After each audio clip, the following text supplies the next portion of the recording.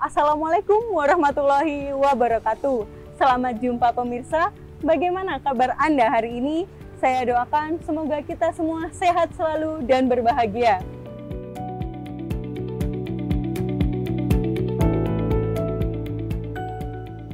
Saya, Audi Tias Mega, senang sekali dapat menemani Anda dalam beraktivitas. Semoga aktivitas Anda hari ini lancar, mendapatkan barokah dan manfaat.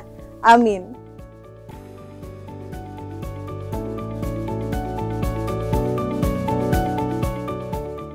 Baiklah pemirsa, Mimbar TV hari ini akan kami sajikan untuk Anda dan kami siapkan berbagai program menarik.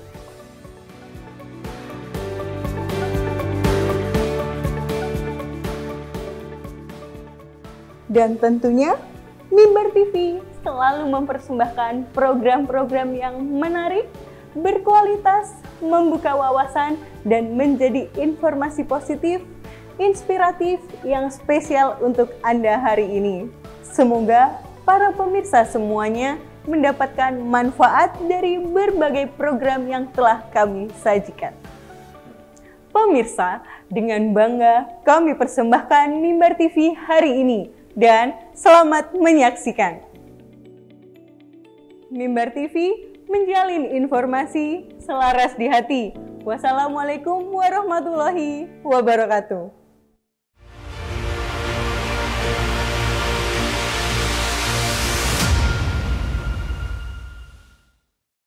Assalamualaikum warahmatullahi wabarakatuh.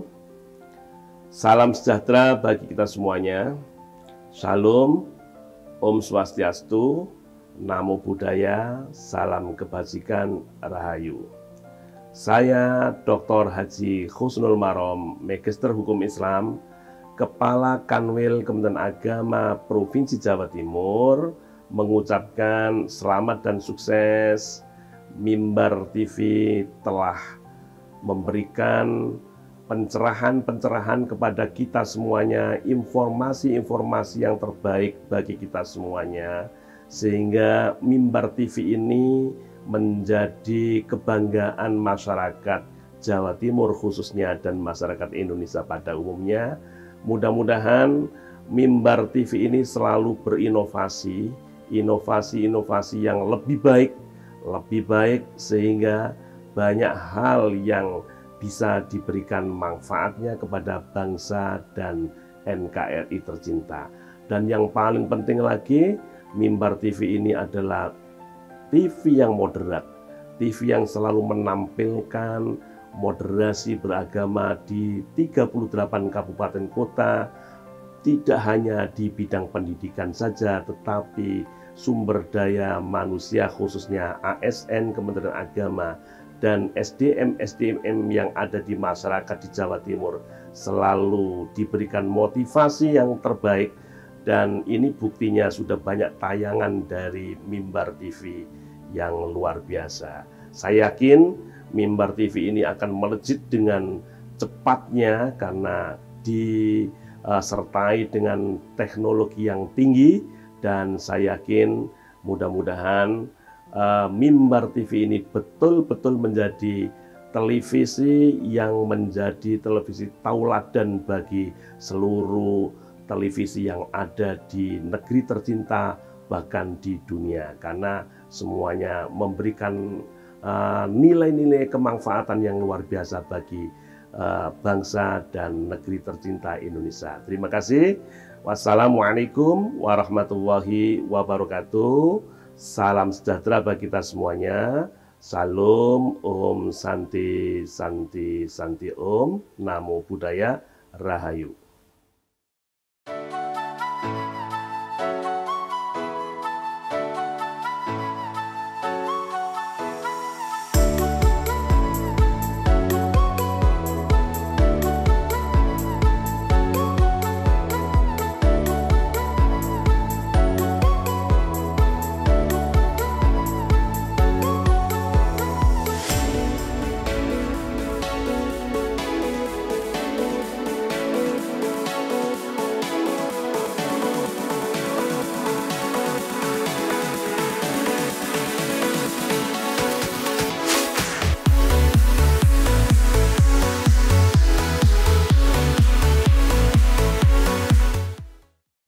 Assalamualaikum warahmatullahi wabarakatuh. Pemirsa Mimbar TV dimanapun Anda berada, kembali bersama saya Ica Asifa. Kali ini kita masih di program Siar Bilik Santri untuk Anda semuanya dimanapun berada. Dan di studio 1 kali ini saya kedatangan tamu yang istimewa dan luar biasa sekali. Dan sudah hadir di tengah-tengah kita Bapak Dr. Haji Awi Effendi MAG sebagai Ketua Tim Pendidikan Al-Quran Bidang PD Pontren Kanwil Kemenak Provinsi Jawa Timur. Assalamualaikum Bapak. Waalaikumsalam warahmatullahi wabarakatuh. Baik, kemudian hadir juga di sini Bapak Haji Imam Syafi'i MM yang ternyata beliau juga sebagai pendiri dan pengurus buku pembelajaran Al-Quran At-Tartil Sidoarjo, dan beliau juga sebagai pembina FKK TPQ Kabupaten Sidoarjo. Assalamualaikum Bapak. Waalaikumsalam warahmatullahi wabarakatuh. Sehat hari ini ya. Alhamdulillah. Luar biasa, Sidoarjo jauh juga pemirsa ternyata ya. Kemudian ada juga Bapak Haji Muhammad Jailani sebagai Bendahara FKK TPQ Kabupaten Sidoarjo. Assalamualaikum Pak Jailani. Waalaikumsalam warahmatullahi wabarakatuh. Baik pemirsa, hari ini kita akan coba kupas tuntas bagaimana tentang penguatan dan pemberdayaan LPQ. Barangkali di antara pemirsa semua yang ada di rumah belum paham apa sih sebetulnya LPQ itu dan arahannya seperti apa di Kanwil saat ini. Baik, Bapak Dr. Awi, bisa dijelaskan kira-kira LPQ itu seperti apa? Terima kasih. Kami sampaikan ke Mbak Ica bahwa LPQ itu adalah perubahan nama dari TPQ, TKQ, iya. TPQ. Kalau TKQ Taman Kanak-Kanak Al-Quran, kalau TPQ Taman Pendidikan Al-Quran, karena ini adalah satu dengan lembaga pendidikan non formal, maka berubah menjadi LPQ, Lembaga Pendidikan Al-Quran. Maka sungguh jikalau kita sadar ada dua kekuatan umat Islam yang sangat besar, yang jikalau dikembangkan akan menjadikan umat Islam ini baik dan berkemajuan serta memiliki kapasitas. Adalah satu adalah tempat mengajarkan Al-Quran, yang kedua adalah masjid. Dua-duanya ini jikalau diberdayakan, maka sungguh ini akan menjadi kekuatan. Khusus untuk LPQ ini adalah satu lembaga yang menjadi tempat pertama kali anak-anak mengenal Allah, mengenal sholat, mengenal akhlak, mengenal budi pekerti. Maka ini adalah PR, pekerjaan besar untuk membangun keimanan dan ketakwaan umat melalui ini. Sehingga karena ini sesuatu yang besar, maka Kementerian Agama dalam hal ini pemerintah tidak cukup sendiri, harus ada masyarakat yang menopang itu. Karena jikalau segala sesuatu kan butuh dana. Kalau tidak ada dana kan ya dana-dana. Gitu. Yang lagi ngetren sekarang ya Pak ya. Dengan keterbatasan dana, maka masyarakatlah yang bergerak. Tapi tetap core-nya ada di Kementerian Agama untuk melakukan pembinaan itu. Gitu. Oke, berarti LPQ itu sebetulnya pemirsa peleburan antara Taman Pendidikan Al-Quran dengan Taman Kanak-Kanak Al-Quran, begitu ya? Perubahan dan namanya, nomenklatur gitu. Okay, kalau dulu TPQ itu ada di Bimas, maka sekarang LPQ itu ada di Pendis, Dirjen Pendis, Direktur Jenderal Pendidikan Islam. Karena LPQ itu masuk dalam pendidikan keagamaan. Baik, jika memang LPQ seperti itu berarti paling tidak kita harus ada memiliki peran begitu ya. Jadi peran LPQ itu dalam penguatan iman dan takwa. Kalau sebagaimana yang dikatakan Pak Awi tadi, begitu saya menyapa beliau, itu adalah pendadaran awal, apalagi basicnya dari masjid.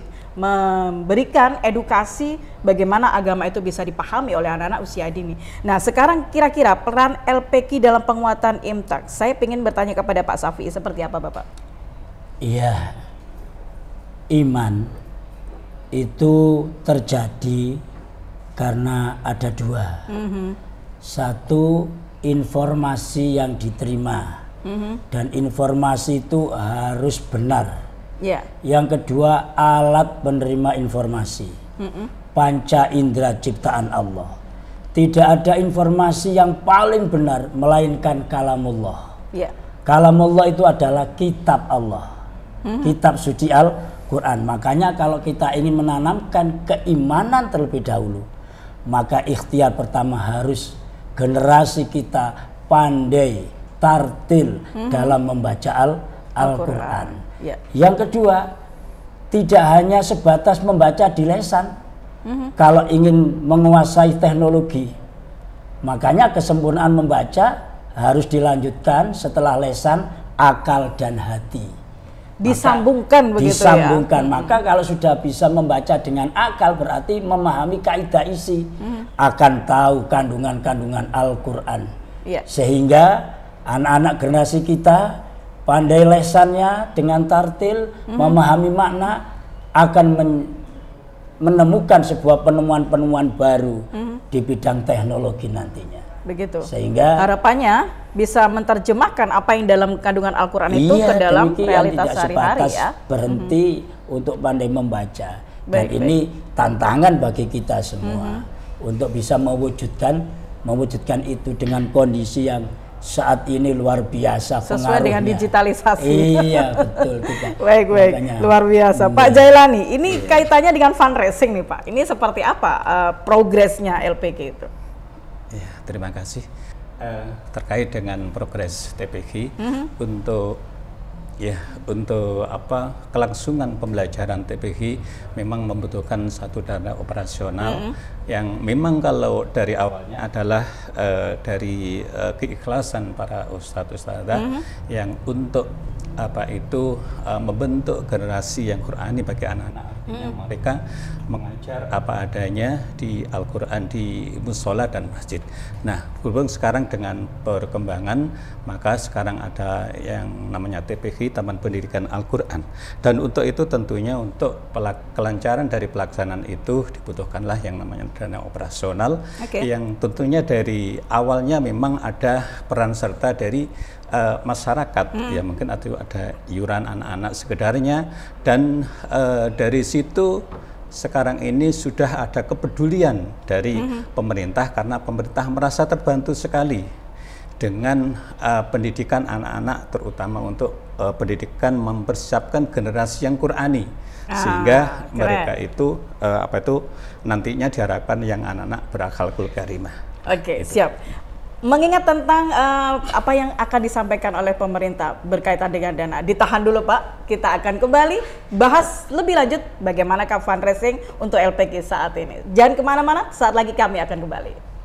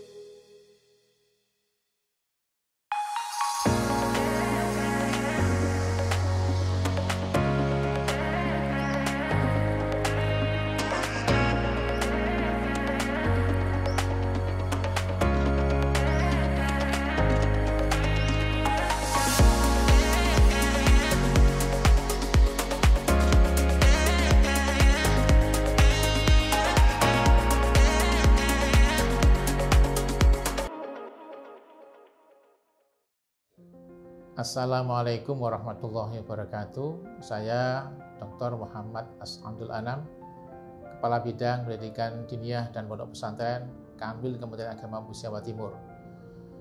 Di era teknologi informasi saat ini, bahwa apa yang kita lakukan tidak bisa kemudian hanya dinikmati oleh kita sendiri. Maka kita perlu untuk menyampaikan yang lain. Salah satu upaya itu adalah Mimbar TV ini untuk bisa menyampaikan kepada khalayak ramai terkait dengan kegiatan-kegiatan yang ada di Kanwil Kemenag Jawa Timur.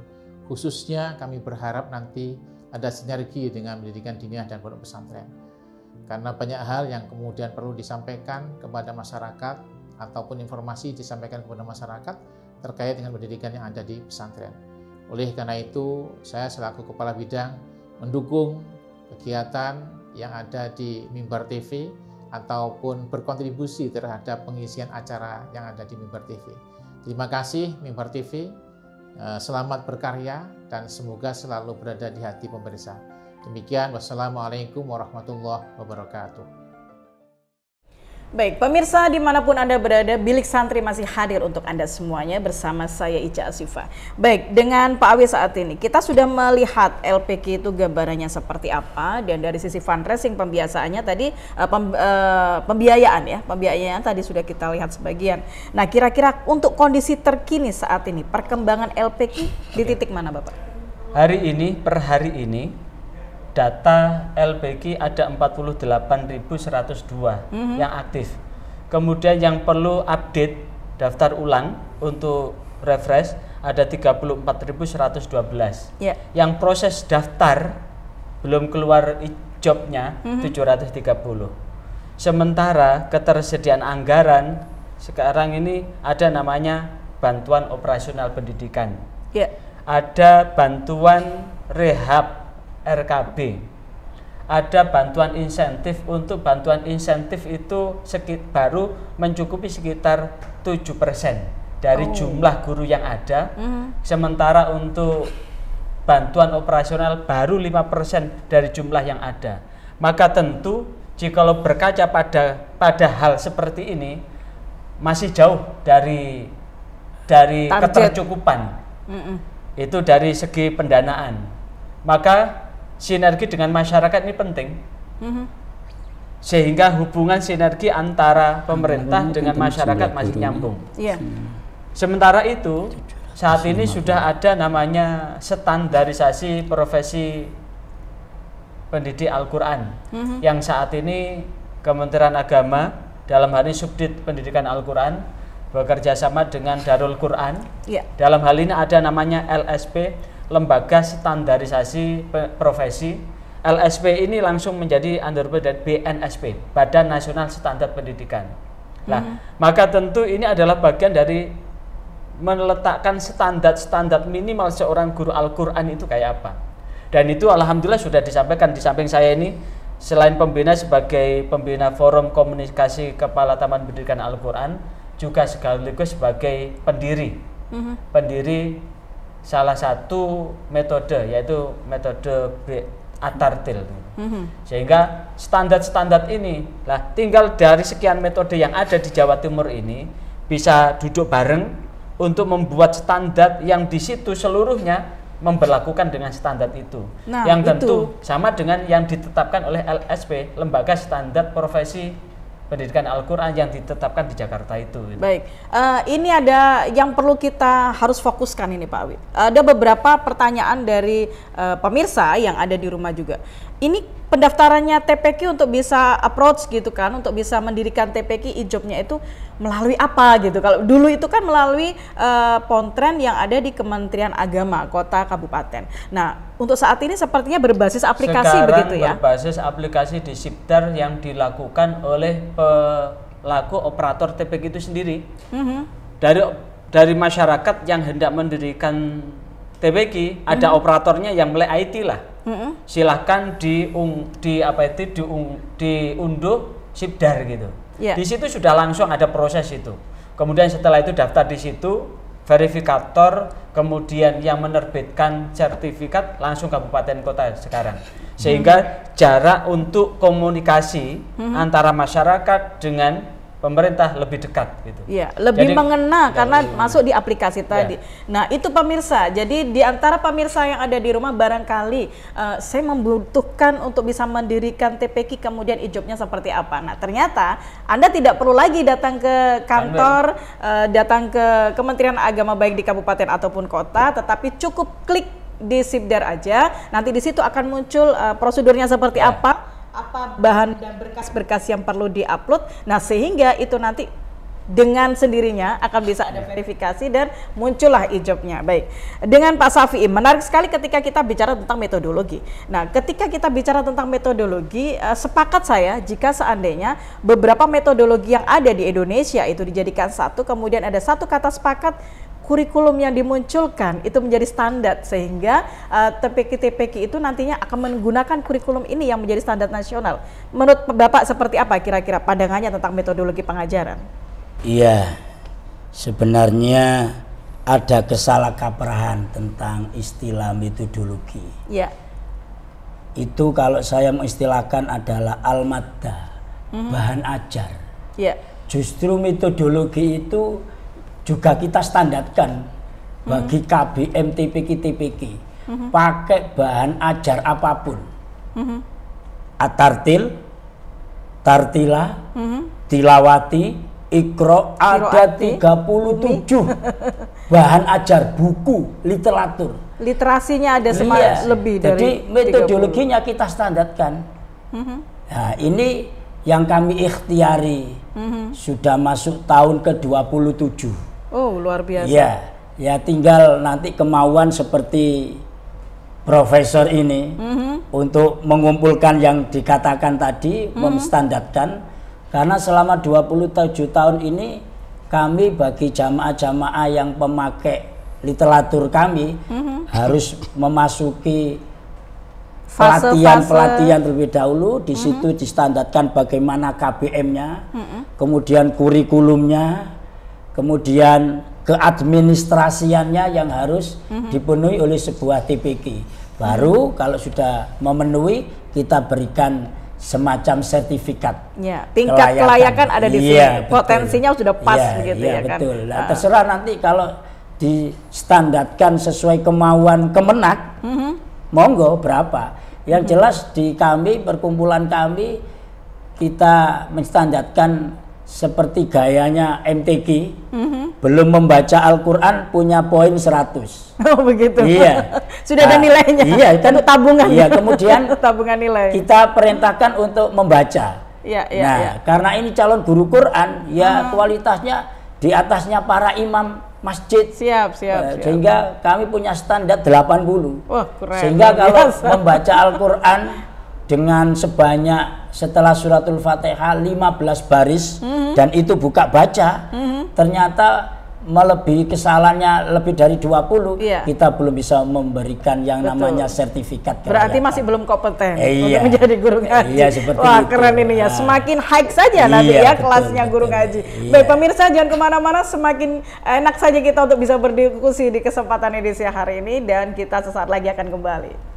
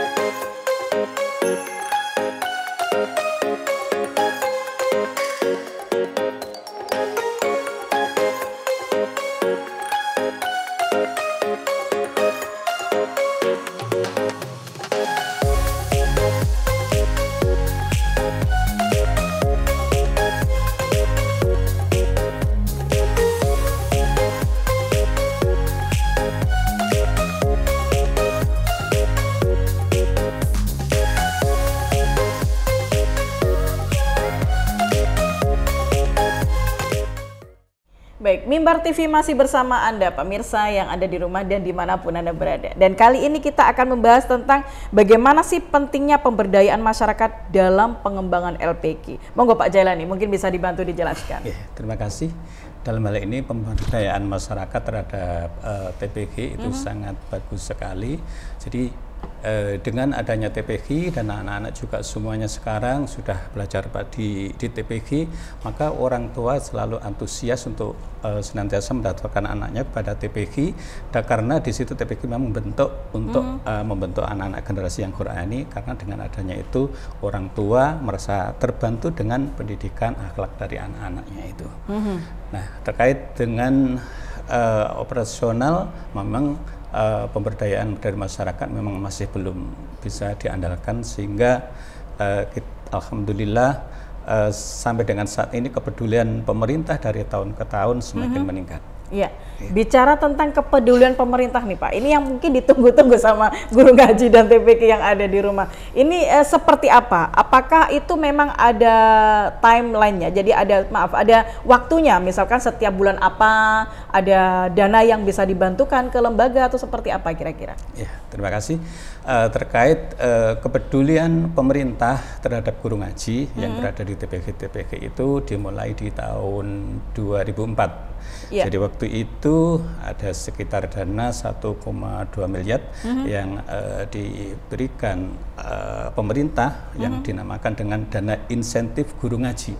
Ada ternyata dari pemerintah kita ya? Ada ternyata. Jadi di tahun 2004 itu dimulai dari 1,2 miliar dengan perkiraan 750 guru ngaji. Wow. Semakin ke sini semakin bertambah, kalau tidak cakupannya mungkin jumlah guru ngajinya itu pun juga nominal yang diterima. Kalau diawali dari 1,2 miliar di tahun 2004, maka di tahun ini sudah 33,6 miliar dengan cakupan sekitar 8.000 guru ngaji per bulan. Per bulan. Jadi, setiap bulannya itu. Bantuan itu memang diberikan setiap bulan, tetapi dicairkan setiap semester sekali. Atau semester sekali, 6 bulan. Semester sekali atau 6 bulan atau 1 tahun 2 kali. Itu informasinya bisa dilihat dari mana Bapak? Atau harus sering-sering melihat monitor Sibdar atau seperti apa? Atau ada informasi dari Kanwil barangkali demikian dari pusat? Kalau terkait informasi itu memang selalu ada hubungan kami dengan Dinas Pendidikan yang selama ini untuk tempat mencairkan itu. Jadi kami kalau diawali di awal tahun gitu harus mengajukan proposal pengajuan untuk tahun misalkan tahun 2024 untuk anggaran tahun 2025 dan seterusnya itu, sehingga kita komunikasinya dengan dengan Dinas Pendidikan. Baik. Ini Mbak Ica, antara daerah satu dengan lain berbeda. Ini satu tahadus bin nikmah dari FKK TPG Kabupaten Sidoarjo, di mana pemerintah kabupaten saat ini tahun ini menyediakan berapa? 8.200 berapa miliar? 33,6 miliar untuk guru TPG.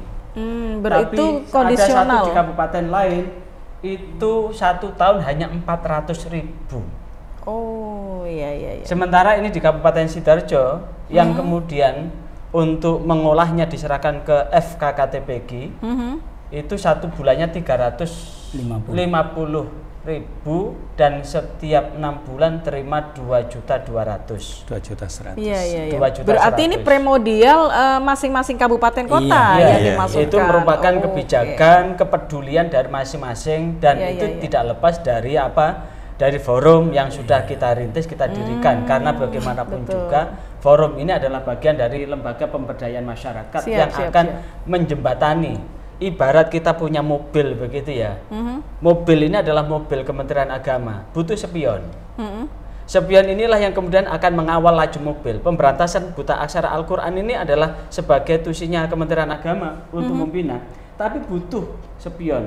Lah forum inilah sebagai spion untuk mempercepat laju itu. Lah mempercepat laju itu bisa mengkomunikasikan dengan sebagai monitoring juga begitu ya kan? Ya, sebagai monitoring dan pengawas. Luar biasa. Jadi ini memang memberikan pemerintah memberikan hak, memberikan wewenang kepada pemerintah daerah masing-masing untuk bisa memberikan kuotanya begitu ya kepada guru ngaji maupun lembaga, sehingga pemirsa berarti yang ada di rumah pun juga, wah ini saya kabupaten kota saya seberapa nih kuotanya, begitu kira-kira ya.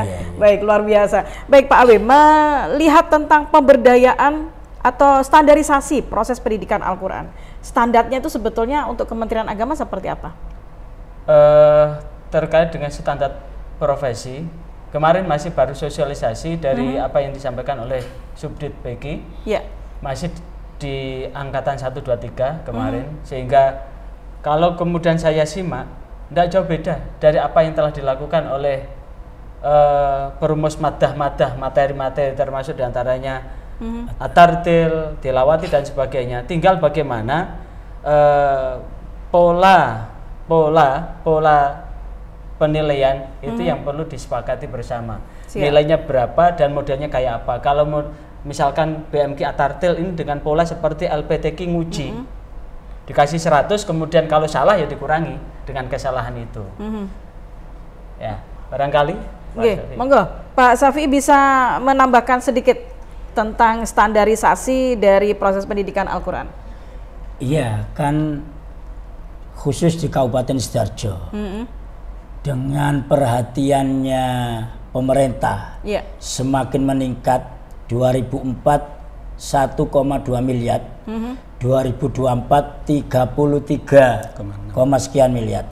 Berarti menggugah masyarakat untuk semangat mendirikan lembaga-lembaga pendidikan Al-Quran.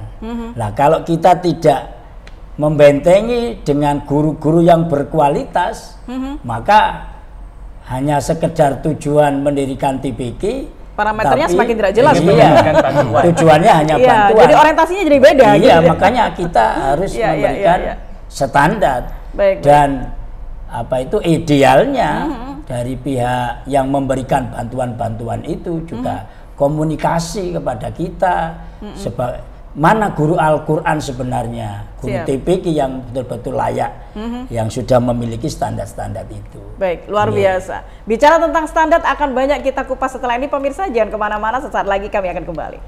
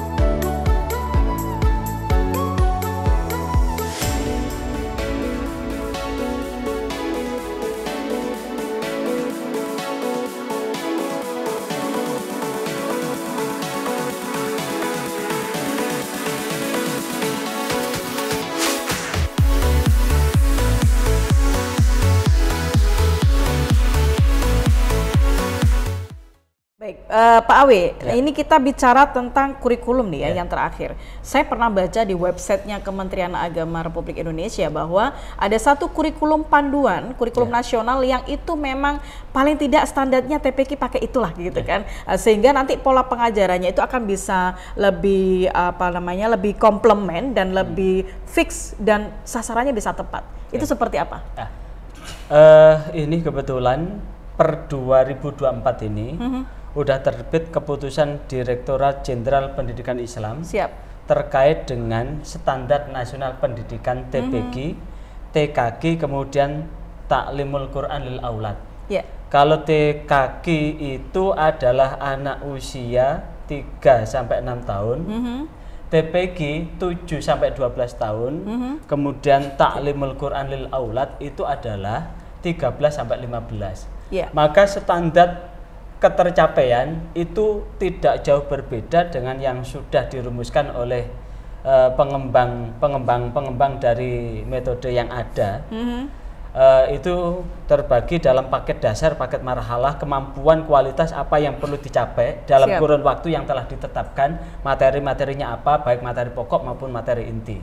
Dan tinggal bagaimana dengan materi seperti ini sudah digodok ini. Tinggal jalan aja sebetulnya ya? Sudah tinggal jalan dan itu sudah dilakukan sebetulnya bagi yang sudah sekarang ini sudah di bawah bimbingan metode yang ada itu. Kemudian setelah itu ada standar pendidikan, standar profesi pendidik. Di standar profesi pendidik itu sudah ada standar bagaimana kemampuan untuk mengucapkan makharijul hurufnya, tajwidnya, waqaf wal ibtida'nya, kualitas bacaannya, kemudian gorib-goribnya. Itu yang sebetulnya itu yang dites itu kemarin. Kemudian menulisnya dan sebagainya. Dan dari kapasitas ini sebetulnya tinggal bagaimana cara kita untuk memberikan penguatan gitu loh.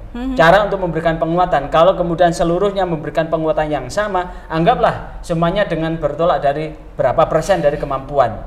Sehingga tingkat pemberian tarbiyahnya, pendampingannya itu ditambah berapa persen. Kemudian setelah itu dites. Dan ini jika kemudian keseluruhan kita bersatu padu keseluruhan bahwa ini adalah sebagai PR kita bersama untuk meningkatkan kualitas bacaan Al-Quran masyarakat, tentu dimulai dari kualitas bacaan pendidiknya. Materi dari itu juga apa? Sehingga apa? Al-ustadu ahamu minat tariqah wa tariqatu ahamu minal maddah. Bahwa ustadz itu lebih penting daripada metode. Metode itu lebih penting daripada materi yang disampaikan. Materi yang bagus, tapi kemudian ustadznya juga tidak punya ghirah untuk tidak berikan uswah, tidak bisa berlaku dan berlanjut dengan kebaikan. Wah, luar biasa. Paling tidak pemirsa yang ada di rumah, kurikulum kita untuk mengajarkan ke para santri itu sudah ready, ya kan? Kurikulumnya sudah jelas, tinggal bagaimana kita bisa mengolah, mengejawantah kembali metode-metode yang tadi sempat disampaikan. Apapun bisa disampaikan, apapun bisa diterapkan. Yang penting sesuai dengan kurikulum yang menjadi tujuan pokoknya itu. Bicara soal pendataan yang terakhir nih Pak Jailani, ini harapannya masyarakat keterlibatannya seperti apa nantinya itu? Terima kasih. Dengan adanya peran dari pemerintah, bantuan dari pemerintah terkait tunjangan guru ngaji atau yang selama ini disebut dengan insentif, tentunya masyarakat harus lebih mengoptimalkan pendidikan anaknya kepada TPQ, ya karena semua guru-guru sekarang sudah lebih bersemangat lagi dan juga kualitas-kualitas daripada TPQ, karena semua guru yang mengajar itu sudah punya standarisasi sebagai guru pengajar di TPQ itu. Sehingga harapan kita kepada masyarakat, maka masyarakat haruslah juga bersemangat juga untuk mendaftarkan anak-anaknya di Taman Pendidikan Al-Quran. Baik, Pak Awe, yang terakhir kalinya harapannya apa kira-kira? Harapan kami dari yang ada di pemerintah adalah bahwa pemberantasan buta aksara Al-Quran itu adalah tugas kita semua. Bukan hanya tugas pemerintah, tapi juga tugas orang tua. Yang paling penting itu orang tua.